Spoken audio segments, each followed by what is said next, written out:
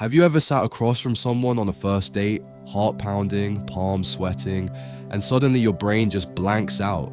You want to say something smart or funny or deep, but all that comes out is, so, what do you do? They smile politely. You both nod awkwardly. Then the silence hits, again, and you think, well, I just blew it.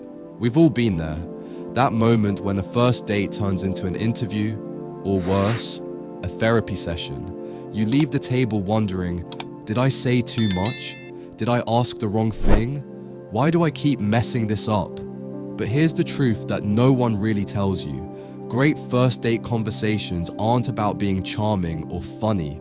They're about connection, real, emotional, human connection. And today, I'm going to show you how to create that spark. Not with cheesy lines, not with scripts, but with real talk. The kind that makes someone lean in, not check their phone. Let's get into it. You know what ruins most first dates? We either stay too surface or we dive too deep, too fast. On one hand, we ask things like, where are you from? What do you do for work? Got any siblings? Now, don't get me wrong. These are fine questions, but they don't light a fire. They don't make someone feel seen. And on the other end of the spectrum, you've got the people who trauma dump on date one. My ex was a narcissist. I have serious trust issues. I don't believe in love anymore, but I'm trying. And suddenly, it's less of a date and more of a therapy session over wine. So what do we do? How do you talk on a first date without sounding boring, rehearsed, or emotionally unstable? Let me tell you a story. A friend of mine, let's call her Maya, went on a first date last month. No expectations, just coffee. 10 minutes in, the guy asks her, tell me something about yourself that has nothing to do with your job or where you're from. Maya laughed, caught off guard.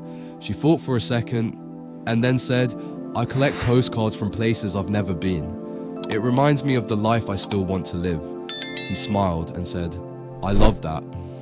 I write letters to my future self sometimes, like time capsules, and just like that, they were in. That's the magic. That's the moment the wall comes down. So here's the secret. 1. Ask emotionally rich questions. Instead of asking what they do, ask, what's something that recently made you feel alive? What kind of days make you feel at peace?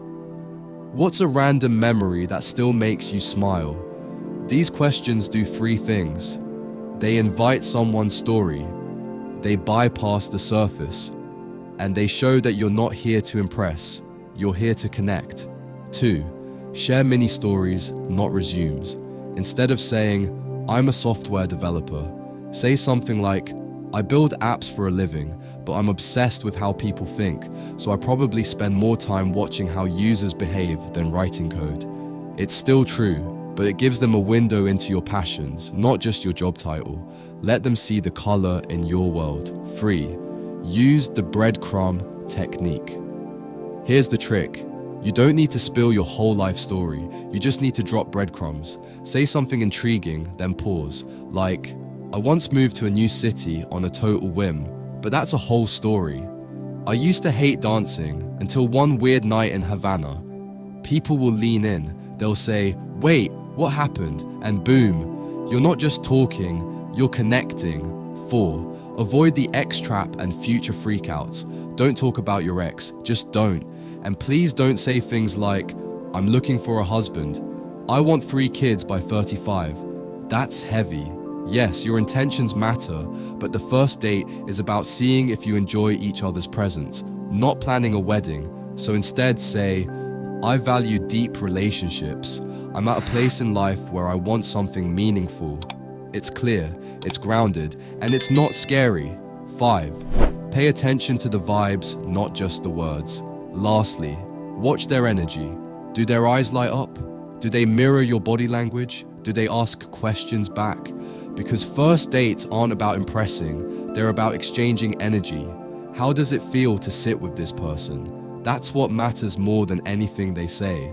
Because the best first dates aren't the ones where you talk the most. They're the ones where someone drives home thinking, that felt easy, that felt real, I want to see them again. Now I want to hear from you. What's the best or worst first date conversation you've ever had? Was it funny, awkward, magical? Drop it in the comments. I read everyone. And if this video helped you, share it with someone who's nervous about their next date. Because sometimes all it takes is a little shift in conversation to change your entire love life. Like, comment, and subscribe if you want more real talk about love, connection, and all the messy beauty in between. Thanks for watching.